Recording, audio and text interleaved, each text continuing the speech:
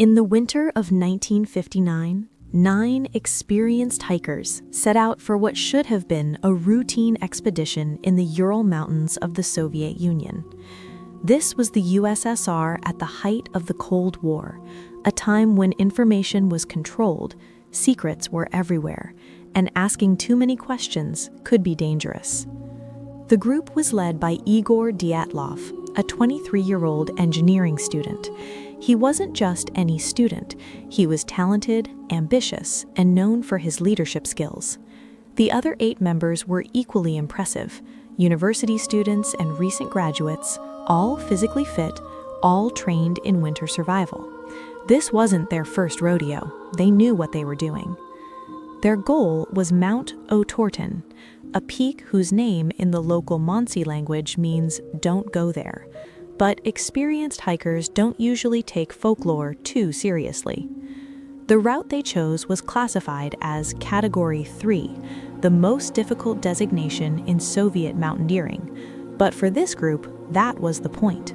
Completing it would earn them a certification, a badge of honor among Soviet athletes and adventurers.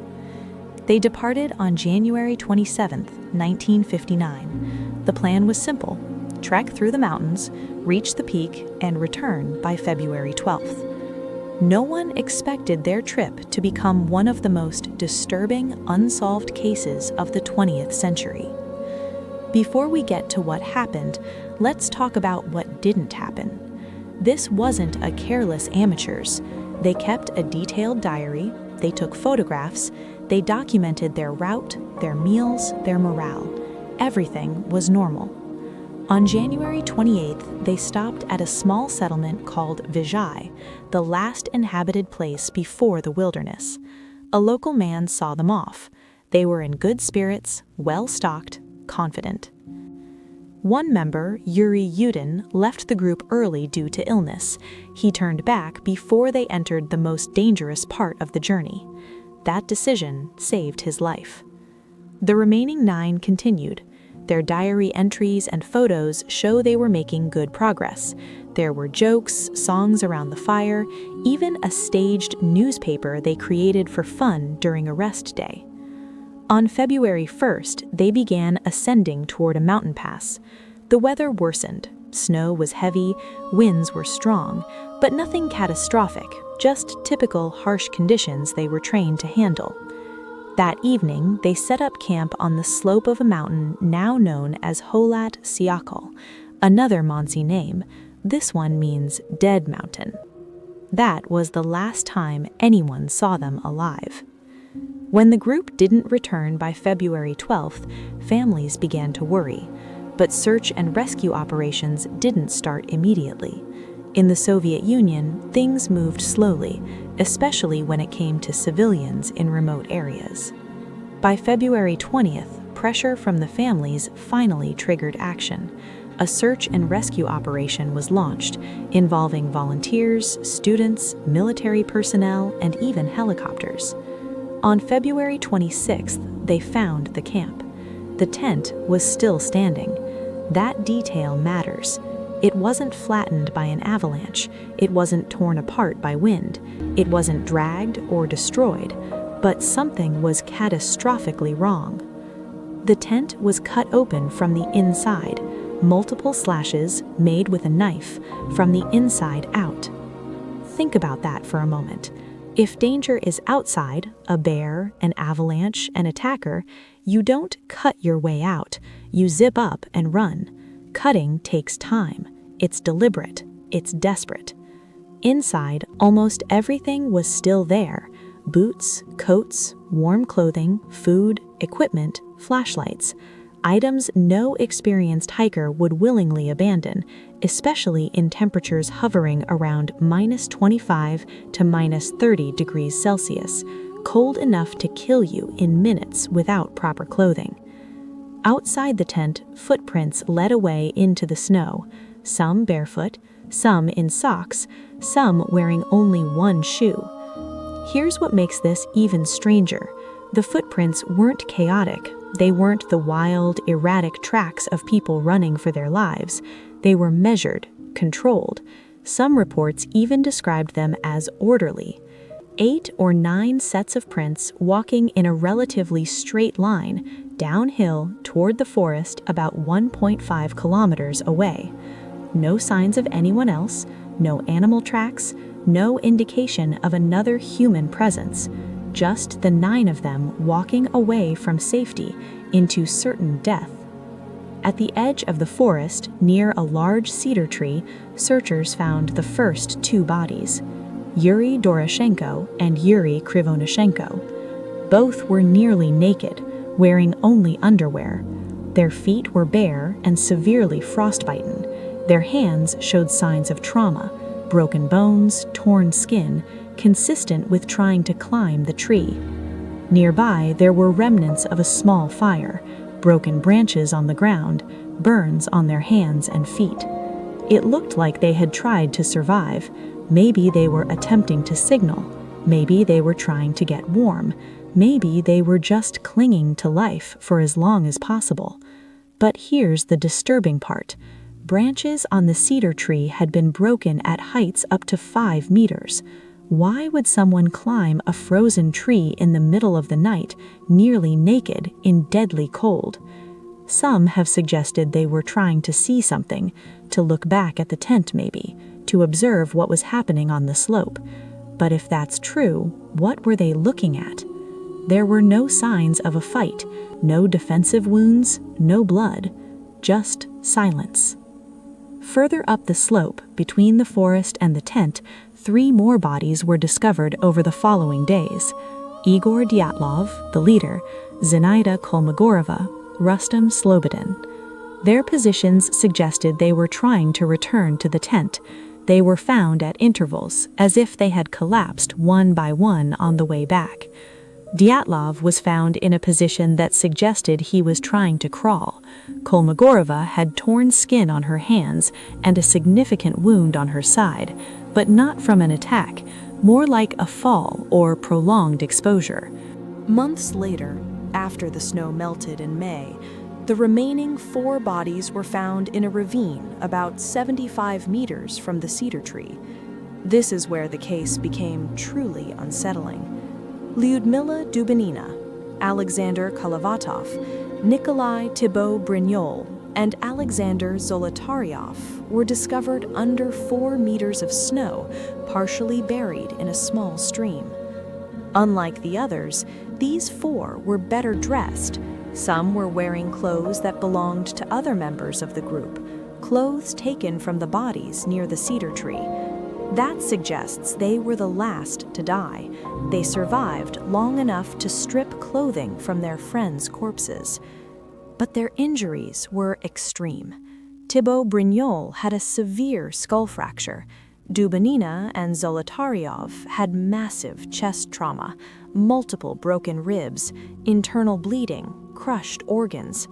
The medical examiner compared the force required to cause these injuries to a high-speed car crash. Yet their skin was largely intact, no external bruising, no cuts, no signs of a struggle. And then there were the missing parts. Dubinina was missing her tongue, eyes, and part of her upper lip. Zolotaryov was missing his eyes. Thibault-Brignol had soft tissue missing from his face. At first glance, this sounds like mutilation, like something deliberate, horrifying. But there's a simpler explanation: decomposition and scavengers. Bodies lying in a thawed stream for 3 months will naturally lose soft tissue to water, bacteria, and small animals. Eyes and tongues are the first to go. They're soft, exposed, easy for scavengers to reach. Still, the chest trauma remained unexplained, and that's what haunted investigators. The Soviet authorities launched a criminal investigation. They interviewed witnesses, examined the scene, conducted autopsies. And then, in May 1959, they abruptly closed the case. Their conclusion? The hikers died from a compelling natural force they were unable to overcome. That was it. No detailed explanation, no follow-up, no transparency. The case files were classified and sealed for decades. Why? In the Soviet Union, anything that couldn't be easily explained or that might embarrass the state was often buried, literally and figuratively. Theories. What really happened? Over the years, dozens of theories have emerged, some plausible, some wild, some bordering on science fiction. The most official theory, revived by Russian authorities in 2019, is that a small avalanche or slab slip caused the group to panic and flee the tent. But there are problems. First, the tent was still standing. Avalanches don't politely leave tents intact. Second, experienced mountaineers know not to camp on steep slopes prone to avalanches. The slope where they camped was relatively gentle. Third, the injuries, especially the chest trauma, don't match typical avalanche injuries, and there was no snow buildup inside or around the tent consistent with an avalanche. Finally, if it was an avalanche, why did they walk calmly? Why not run? Why remove clothing? The Ural Mountains were a site of Soviet military activity.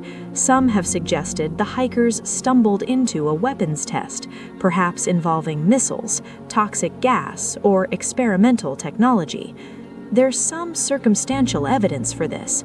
Witnesses in nearby areas reported seeing strange lights in the sky that night.